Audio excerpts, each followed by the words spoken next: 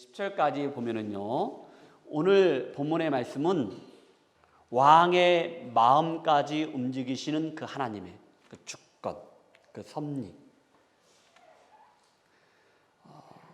그리고 또 이 말씀을 통해서 너희들이 제사를 드리는데, 그러니까 예배를 드리는데, 교회는 나와서 여러분들이 예배를 드리는데 너무 형식적이지 않느냐, 습관적이지 않느냐. 그것보다는 그래, 예배 드리는 것, 주일 지키는 것, 그래, 잘하고 있어, 좋아. 그런데 하나님이 원하시는 것은 뭐냐? 정의하고 공의를 행하는 것이다. 이것이 하나님이 기뻐하는 것이다. 예배 드렸어? 그러면은 예배하고 삶이 일치가 되어야 돼. 예배 드리고 끝? 아니야. 예배 드렸어? 말씀 들었어? 그러면 이 말씀 붙잡고 일주일 동안 말씀대로 살아야 돼. 이걸 말씀하고 있고, 악인과 의인에 대해서, 악인에는 어떠한 행동이 있고 그 악인에 대해서 하나님께서는 어떻게 심판하시는지 그것을 말씀하고 있습니다.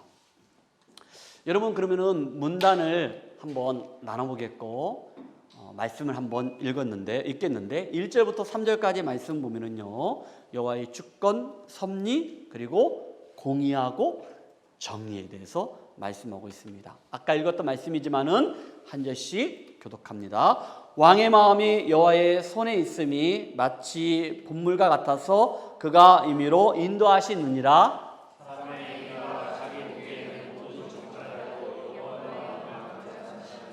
공의와 정의를 행하는 것은 제사 드리는 것보다 여호와께서 기쁘게 여기시느니라. 아멘. 이제 두 번째는 4절부터 7절까지 악인과 의인, 그리고 악인은 궁핍하고 그 다음에 의인은 풍부함에 대한 그런 말씀들이 나옵니다. 자, 여러분들이 먼저 4절 말씀을 읽으십시오.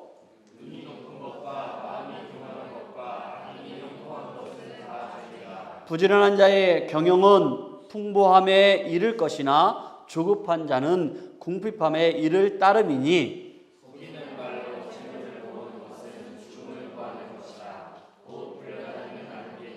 다같이 악인의 강포는 자기를 소멸하나니 이는 정의를 행하기 싫어함이니라. 아멘. 여러분, 8절부터 10절까지는 죄인과 의인이 서로 다르다는 거예요. 그리고 악인은 결국에는 하나님의 심판이 있음을, 저주가 있음을 말씀하고 있습니다.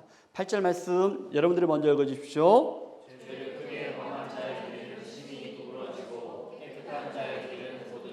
자, 9절입니다. 이 말씀은 제가 잠깐 말씀을 언급하겠는데 9절 말씀은 우리가 다 같이 한번 읽어봅시다. 시작. 다투는 여인과 함께 큰 집에서 사는 것보다 움막에서 사는 것이 나으니라. 아멘. 다투는 여인과 함께, 여기는 뭐 아내가 될 수도 있고 뭐 그렇죠. 큰 집에 사는 것보다 움막에 사는 것이 낫다. 여러분, 이 말씀은 뭐냐? 서로 다투는 것, 싸우는 것, 이걸 어떻게 하라는 거예요? 멀리해라. 이게 지혜라는 거예요. 잠언은 지혜 말씀이잖아요. 그러니까 다투는 것 멀리해라. 이게 정말 지혜로운 것이다 라고 말씀하고 있는데, 여러분, 제가 유진 피터스의 메시지 성경을 읽다 보니까 이런 말씀이 나오더라고요.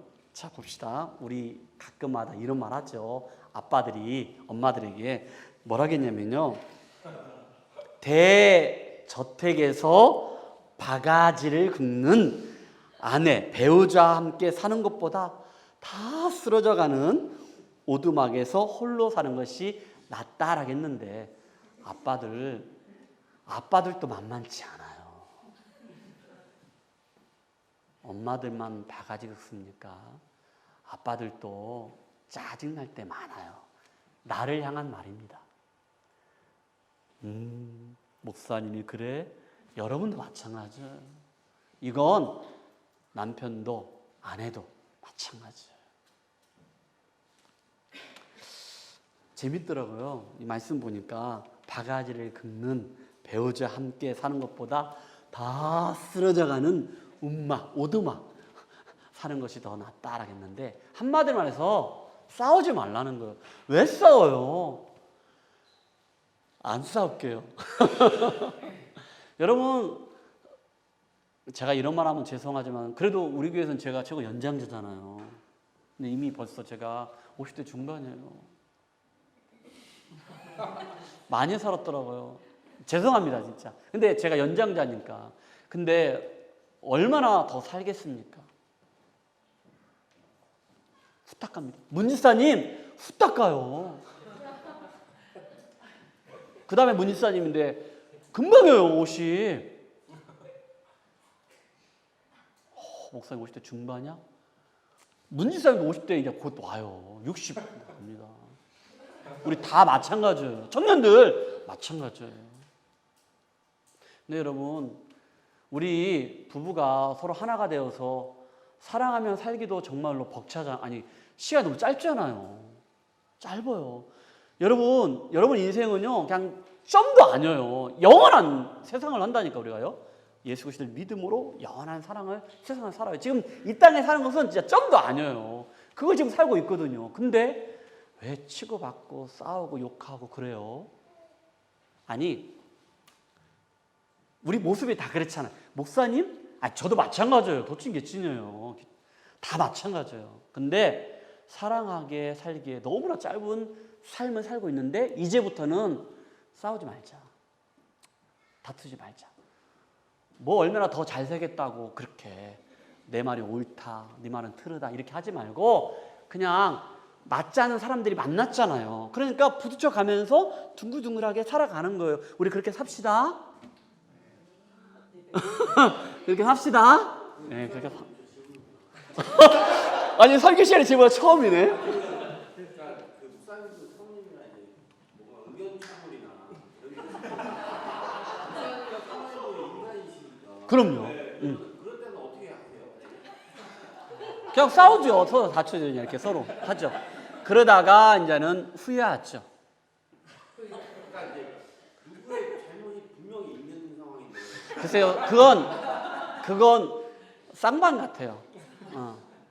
쌍방. 그게 이해가 안 가니까. 왜 여쭤보냐면은 이렇게 좀 돈 받아서 좀 이렇게 해보려고. 제가요, 여러분들한테 전에도 얘기했는데, 내 안에 하나님의 은혜가 떨어지면은 싸워요. 다투. 왜냐면요, 모든 게 다 용납이 돼요. 내가 성령이 충만하고 은혜가 충만하고 하나님 은혜가 있으면요, 모든 게 다 용납이 돼요. 어떤 걸 하더라도. 이건 제가 그동안 20 몇 년 동안 살면서 이거밖에 말할 수 없어요. 저는. 근데 하나님의 은혜가 떨어지면 그렇더라고요. 근데 하나님의 은혜가 충만하면은 안 그렇더라고요. 근데 오늘도 사실 아내가, 제가 일 갔다 와가지고 제가 어떤, 아내와 관계없는 얘기예요. 그런데 어떤 얘기를 딱 하니까 아내가 자기가 지금 하나님의 은혜가 충만하니까 이걸 지혜롭게 잘 넘어가라고 얘기를 하더라고요. 제가 살면서 우리 아내가 이런 얘기 할 때가 거의 없었거든요. 근데 성경 읽어지를 하면서 이런 얘기를 하길래, 아하, 우리 아내가 정말로 하나님의 은혜를 받았구나. 진짜로. 하나님의 은혜가 있으니까, 이런 것들이 서로 이렇게 잘 되는구나. 자, 제가 말하고 싶은 건 뭐냐면 하나님의 은혜입니다. 하나님의 은혜가 내 안에 있으면요, 다 용납이 돼요. 99가지, 100가지 다 용납이 돼요. 근데 하나님의 은혜가 없으면요, 한 가지도 용납이 안 되더라고요. 이건 제가 이거밖에 말할 수 없습니다. 대답이 안 됐다면은 하나님께 여쭤. 하나님은 어떻게 하시겠어요? 근데 제가 목회하면서 시간에 질문하는 거 처음. 그것도 은혜입니다. 자, 이제 넘어갑시다. 갑자기 10절 말씀 시작.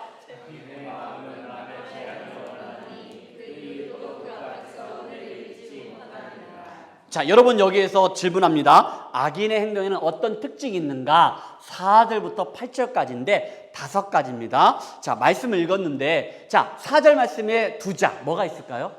교만입니다. 자, 여러분 말씀 보니까 눈이 높다는 것은 뭐냐?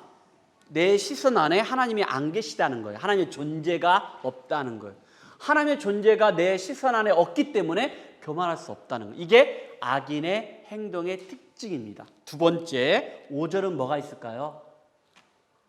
조급함입니다. 조급함. 조급한 사람은요, 어떤 것들을 빨리 하고자 먹고자 하기 때문에 대충대충 하고 이러다 보니까 성실하지 못해요. 그러니까 이것은 궁핍함으로 나타난 건데, 조급함, 신중하지 못하다는 것이죠. 자, 세 번째는 뭘까요?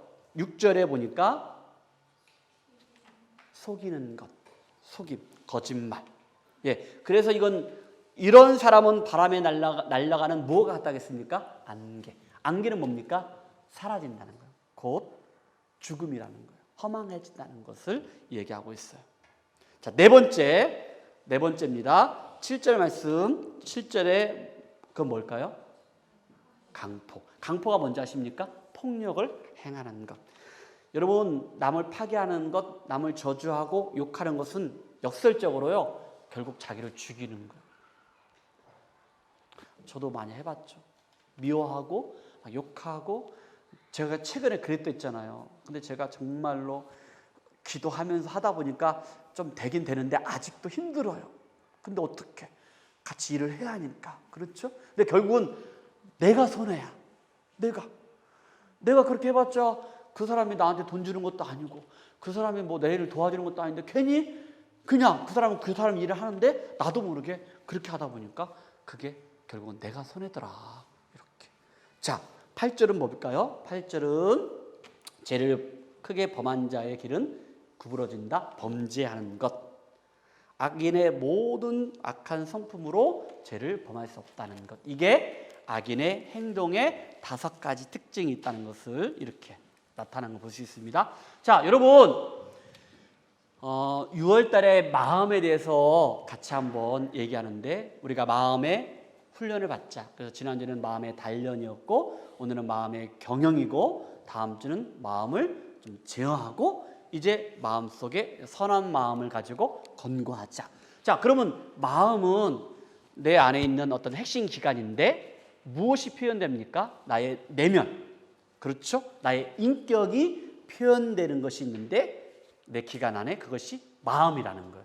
그래서 여러분, 성경에 말하기를, 야, 너희들이 지킬 만한 것들이 참 많이 있잖아요. 남편도 지켜야 하고, 아내도 지켜야 하고, 자녀들도 지켜야 하고, 내가 그동안 벌었던 뭐 물질도 지켜야 하고, 막 지킬 게 참 많잖아. 그런데 무엇을 지키라겠습니까? 마음을 지켜라. 왜 그렇습니까? 그 마음 안에 무엇이 있기 때문에? 생명의 근원이 있기 때문에 그 마음을 지켜야 한다라고 얘기하고 있어요. 여러분, 이 마음이라는 표현이 히브리 말로 레브인데 여기는 지정의가 다 포함이 됐어요. 근데 이 마음은 성경에 보니까요, 창세기 6장 5절과 6절에 보면요, 최초로 사람의 마음이 나오고 하나님의 마음이 노아의 방주 그 사건 일어나기 전에 나옵니다. 여러분, 5절 말씀 보니까 여호와께서 사람의 죄악이 세상에 가득함과 그의 마음으로 생각하는 모든 계획이 항상 악하다겠거든요. 근데 그의 마음이 누구의 마음입니까? 사람의 마음이에요.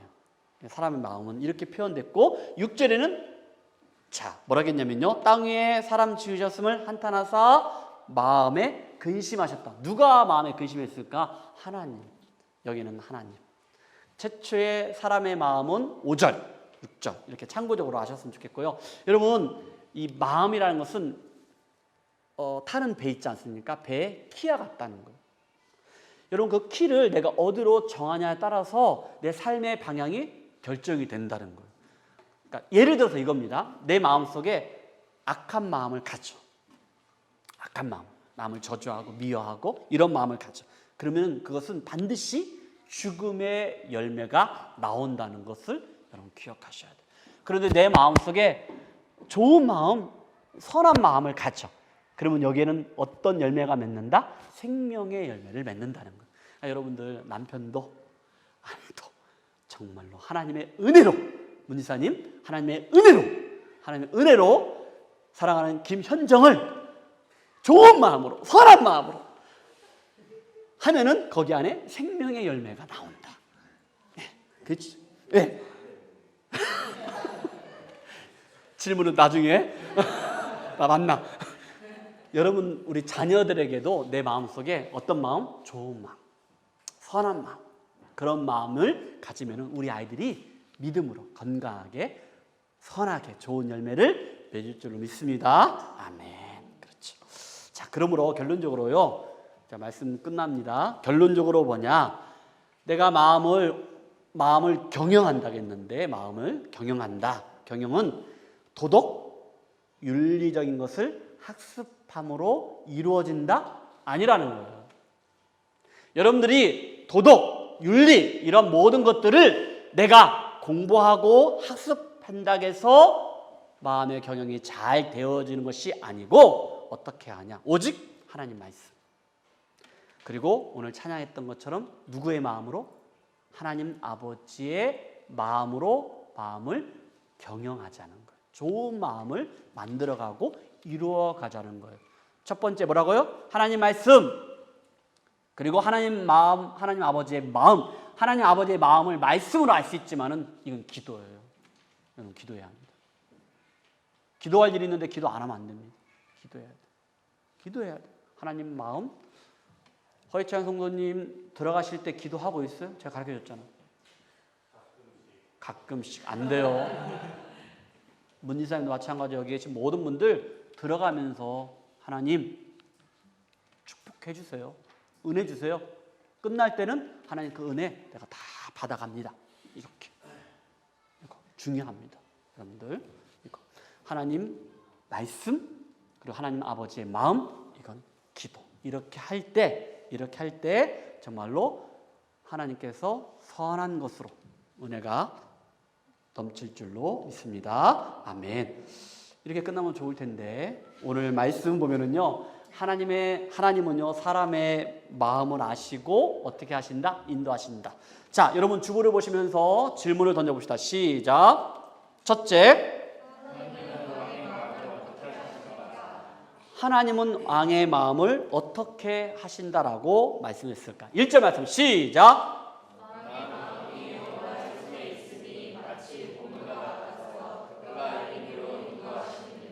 자, 하나님은요 왕의 마음을 아신다는 거예요. 아시고 그리고 하나님의 뜻대로 인도하신다고 말씀하셨어요.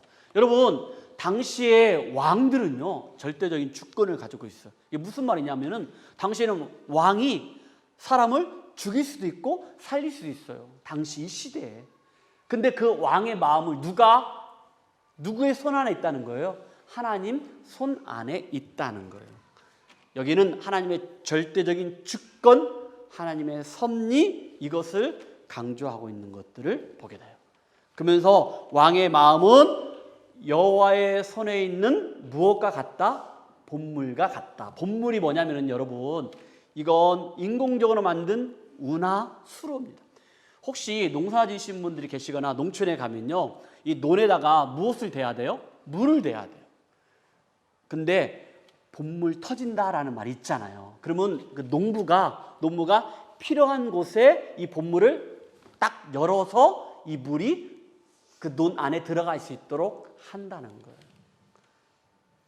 근데 농부가 하지만은 또 왕이 하지만은 그것은 누가? 하나님이 하신다는 거예요. 하나님의 뜻대로 하나님의 계획대로 왜? 그 왕의 마음은 그리고 그 왕은 누구의 손 안에 있기 때문에 하나님의 손 안에 있기 때문에 여러분 저는요 여러분의 직장과 특별히 우리 사업하시는 분들 사업장과 여러분의 가정이 그리고 내 자신이 누구의? 하나님의 절대적인 그 주권 그 하나님의 그 섭리 하나님의 손 안에 내가 여기 있는 사목사가 하나님 손 안에 있기를 붙들림 받기를 우리 예수마을교회가 하나님의 붙들림 받기를 주님으로 축복합니다. 하나님께 붙들림 받으면요 예당 대박 터집니다.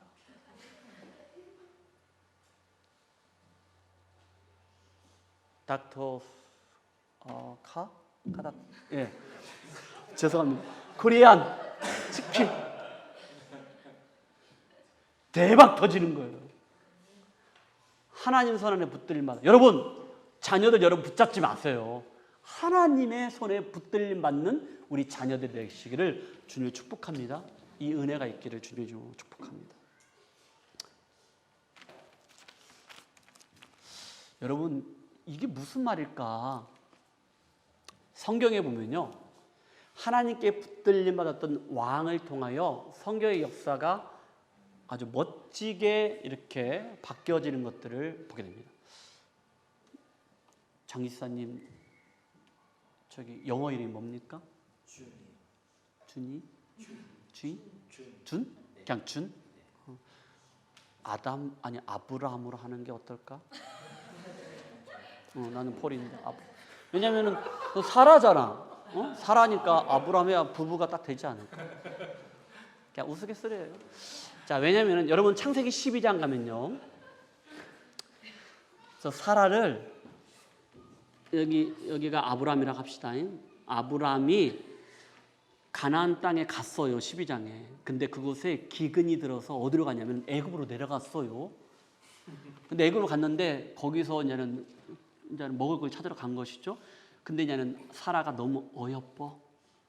그래가지고 누이로 속입니다. 누가? 아브라함이 자기 아내를 아브라함 믿음의 조상이라 하는데 참 못됐어요. 그러면 안 돼. 그죠? 아니, 그랬어. 근데 하나님이 꿈에서 나타나셔서 바로에게. 바로는 몰랐어. 그래서 사라를 데리고 가려고 했어. 자기 아내를 삼으려고. 근데 하나님이 재앙을 내린다 합니다. 그래 깜짝 바로가 놀라서 자기는 그냥 속은 것밖에 없잖아. 그래서 어떻게 하냐면은 그들에게 먹을 것을 주고, 그리고 사라가 남편 아브라함에게 갈 수 있도록 그렇게 보내줍니다. 하나님이 바로의 마음을 꽉 붙잡고 있는. 여러분 요셉을 생각하십시오. 요셉은요, 여러분 형들에 의해서 애굽으로 팔려갔잖아요. 그리고 보디발 집에 갑니다. 그때 하나님이 누구의 마음을 꽉 붙잡았을까요? 보디발. 그래서 그를 노예였지만 가정의 총무를 만드는 거예요. 근데 여러분 보디발의 아내가 유혹하잖아요. 근데 아브라함이 믿음을 지키고, 그리고 하나님 앞에 큰 죄를 범할 수 없다 그러잖아요. 그래서 결국에는 어떻게 합니까? 누명을 씌워가지고 감옥에 넣습니다. 근데 하나님께서 누구의 마음을? 간수장의 마음을 쫙 붙잡습니다. 그 요셉이 그곳에서 또 누구의 꿈을 해몽하죠? 바로의 꿈을 해몽합니다. 그래가지고 그가 애굽의 국무총리가 되는 거예요. 하나님께서 보디발과 간수장과 그리고 바로 왕까지 마음을 쫙 붙잡는 거예요. 여러분 여기 자막에 에스라 말씀이 쭉 나올 텐데요.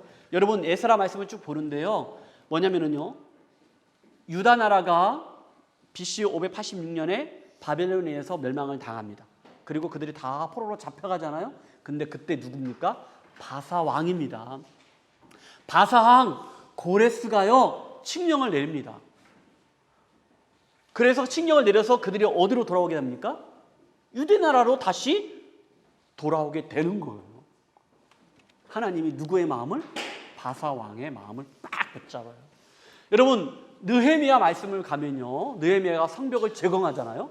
그 당시에 왕이 누구였냐면 아닥사스다 왕입니다. 그때 느헤미야가 나라와 민족을 위해서 엉엉 울면서 하나님 앞에 금식하며 기도합니다. 그때 하나님께서 누구의 마음을? 아닥사스다 왕의 마음을 쫙 붙잡는 거예요. 그래서 어떡합니까? 느헤미야를 통해서 다시 고개에 돌아가서 어떻게? 성벽을 재건하도록, 그리고 필요한 성전을 건축할 수 있도록 필요한 것들을 다, 금은 보석 같은 것도 다 보내줍니다. 하나님께 붙들림 받았어요. 여러분 이런 일들이 있는데, 여러분 이것처럼 정말로 왕의 마음을 하나님 손에 붙들림 받은 것처럼 저와 여러분들이 하나님께 붙들림 받는 이런 은혜가 있기를 주님을 축복합니다. 아멘. 그러면서 여러분 2절 말씀에 다 같이 시작. 사람의 행위가 자기 보기에는 모두 정직하여도 여호와는 마음을 감찰하시니라.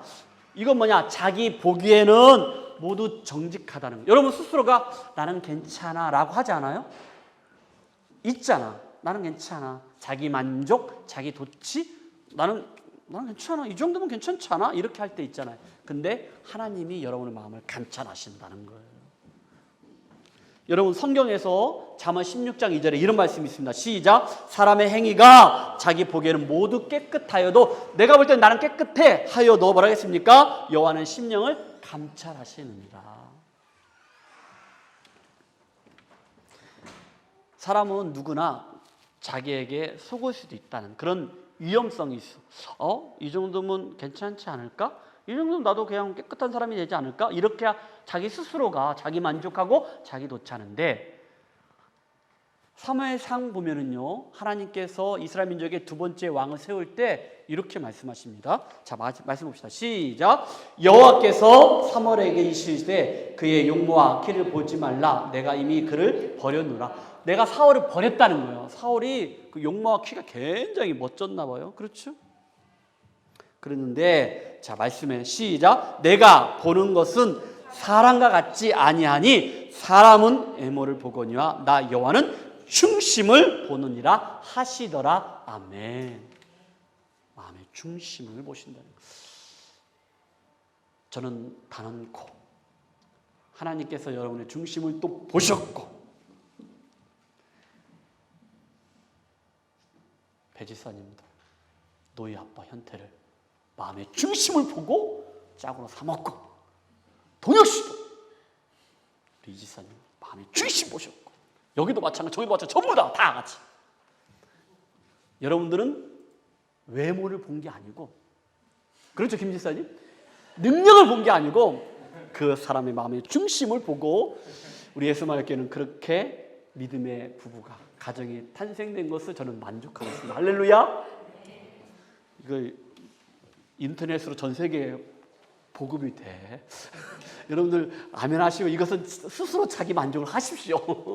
여러분 이것처럼 마음의 중심, 여러분 중심 오셨을 때 하나님 보시기에 정말 가장 멋지고 아름다운 그런 믿음의 부부, 가정 되시기를 주님 축복합니다. 아멘. 여러분 한마디로 말해서 뭐냐면은 말씀의 거울을 날마다 보십시오. 말씀의 거울. 여러분의 생각으로 보는 것이 아니고 말씀으로, 말씀의 거울을 가지고 말씀으로. 그래서 여러분 우리에게 교훈하는 것들이 있습니다. 자, 12장 15절 말씀에 뭐라 하겠습니까? 시작. 그러니까 미련한 자는 그렇게 한다는 거예요. 그러니까 미련하지 않도록 하나님이 말씀을 보게 한다는 거예요. 말씀을 보라는 거예요. 그 다음에 16장 25절입니다. 시작. 우리가 사람의 육안을 봤을 때는 괜찮은 것 같아. 그런데 그것이 죽음의 길로 가는 길이 될 수 있다는 거예요. 그러니까 우리가 늘 말씀 앞에서 자기를 보자는 거예요. 마음의 중심을 보시는 하나님께서 우리를 보는 것처럼 우리도 말씀 앞에 나아가자는 거예요. 자, 그러면 두 번째, 하나님이 기뻐하시는 것은 무엇일까? 하나님 기뻐하시는 것 3절 말씀 봅시다. 시작.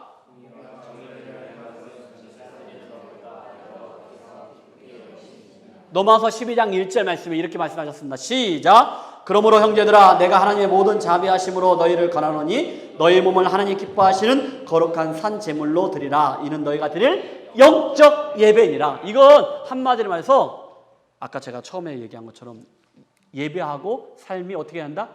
일치되어야 한다. 여기서 예배드리고 빠이빠이, 성경도 빠이빠이, 하나님과 빠이빠이, 일주일 있다 만날게요? 아니라는 거예요. 말씀 듣고 내가 은혜 받고 그런 말씀대로 이번 한 주간도 한번 살아내자는 거예요. 그래서 예배하고 삶이 일치되는 그런 놀라운 은혜가 있기를 주님 축복합니다. 아멘. 주중에 여러분들이 저를 봤을 때 아하, 우리 목사님은 주일날 예배드리는 거 하고 집에서 만날 때 하고 어디서 만날 때도 똑같구나, 일치가 되는구나. 여러분 갑자기 시험에 들죠? 힘들죠? 그러면 안 되는 거예요. 내 자신이. 여러분 마찬가지죠. 제가 여러분들이 주중에 아니면 어떤 가게라든지 어디서 길거리에서 만났을 때도 아하, 주일날 지금 여러분들 모습은요 정말로 다 천사 같거든요. 해같이 빛나요. 진짜로 내가 이렇게 지금 보면은요 진짜 이거 농담 아니야, 진짜 그렇거든요. 그런데 주중에도 만날 때도 해같이 빛나는 놀라운 은혜가 있기를 주의 축복합니다. 아멘. 우리 모두가 그랬으면 좋겠어. 어디에 있든지 간에 무엇을 하든지 간에 여기서 보나 주일날 보나 평일날 보나 어디에 있든지 간에 정말로 예배하고 삶이 일치되는 그런 삶이 되시길 주님 축복합니다. 자, 그러면서 이사야 1장 11절에 이렇게 말씀하고 있는 거예요. 자, 뭐라 했냐면요, 여호와께서 말씀하시되 야 너희의 무수한 재물이 내게 무엇이 유익이냐, 그리고 기뻐하지 아니한다라고 하반절에 말씀했거든요. 뭐냐면요, 이스라엘 백성들이 구약시대에 자기의 제사함 받기 위해서 그들은 제사를 드렸단 말이에요. 지금은 여러분들이 주일날 우리가 이렇게 예배를 드리고 하나님 앞에 매일매일 순간순간마다 말씀과 기도 그리고 예배를 통해 하나님 앞에 나갈 수 있잖아요. 언제든지 어디서든지. 근데 구약시대는요, 그들이 제사를 드렸단 말이에요. 그것도 제사장이 우리를 대신하여 제사를 드렸단 말이에요. 그러니까 많은 재물을 가지고 그리고 피해 제사를 드렸단 말이에요. 근데 이것이 나에게 무엇이 유익이냐 라고 야단을 치는 거, 혼내는 거예요. 야, 나 그거 필요 없어. 니네들이 엄청나게 재물 가져오는 것 다 필요 없어. 그리고 말씀하시기를 16절과 17절에 이렇게 말씀하고 있습니다. 다 같이 시작. 너희는 스스로 씻으며 스스로 깨끗하게 하여 내 목전에서 너희 악한 행실을 버리며 행악을 그치고, 그리고 17절에 시작. 선행을 배우며 정의를 구하며 학대받는 자를 도와주며 고아를 위하여 신원하며 가부를 위하여 변호하라 하셨느니라. 아멘.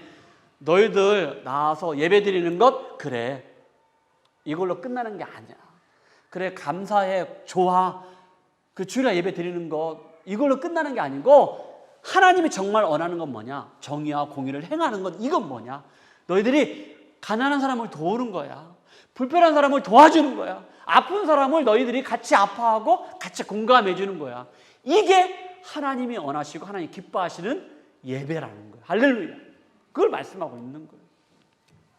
호세아 6장 6절에 나는 인애를 원하고 제사를 원하지 않는다.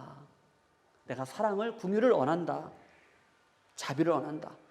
제사를 원하지 않냐며 번제보단 하나님을 아는 것을 원한다. 그래, 번제보다라겠거든요. 그래, 너희들이 하나님 앞에 제사, 예배 드리는 거 맞아. 그런데 무엇을? 하나님을 아는 것.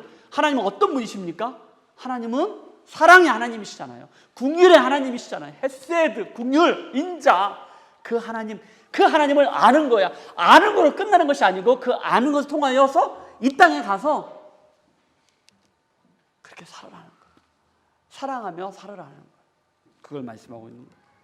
여러분, 미가서 6장 6절에 다 같이 시작. 내가 무엇을 가지고 여호와 앞에 나아가며 높으신 하나님께 경배할까? 내가 번제물로 1년 된 송아지를 가지고 그 앞에 나아갈까? 7절입니다. 여호와께서 천천의 순양이나 만만의 강물 같은 기름을 기뻐하실까? 내 허물을 위하여 내 마다들을 내 영혼의 죄로 말미암아 내 몸의 열매를 드릴까? 여러분, 만만, 천천, 이거 엄청난 거잖아요. 근데 그것이 하나님 기뻐하실까? 하나님 원하실까? 8절에 뭐라 하겠습니까? 사람아, 주께서 설한 것이 무엇임을 내게 보이셨나니 여호와께서 내게 구하시는 것은, 여호와께서 저와 여러분들에게 원하시고 기뻐하시고 바라는 것이 무엇이냐 말씀합니다. 다 같이 시작. 오직 정의를 행하며 인자를 사랑하며 겸손하게 내 하나님과 함께 행하는 것이 아니냐. 이걸 하나님이 원하신다는 거예요. 한마디로 말해서 여러분, 여기서 우리가 예배드리고 말씀을 들었잖아. 그럼 이번 한 주간 이 말씀대로 살아갈 수 있도록 행하라는 거예요. 첫 번째는 가정 안에서 가정 천국을 이루라는 거예요. 여러분, 가정이요 천국의 모형입니다. 여러분, 천국 보고 싶잖아요. 가고 싶잖아요. 근데 그 안에 하나님이 주인 되시고 그리고 그리스도 안에서 우리가 서로 화목하고 사랑하게 되면 그것이 바로 천국이에요. 여러분, 저는 날마다 여러분들 다음에 기회가 돼서 여러분의 가정을 방문할 때 여기 서 있는 서목사가 우리 예수마을교회 가정들을 방문할 때 그것이 천국이 되기를 주님 축복합니다. 그래서 내가 천국을 경험했으면 좋겠어.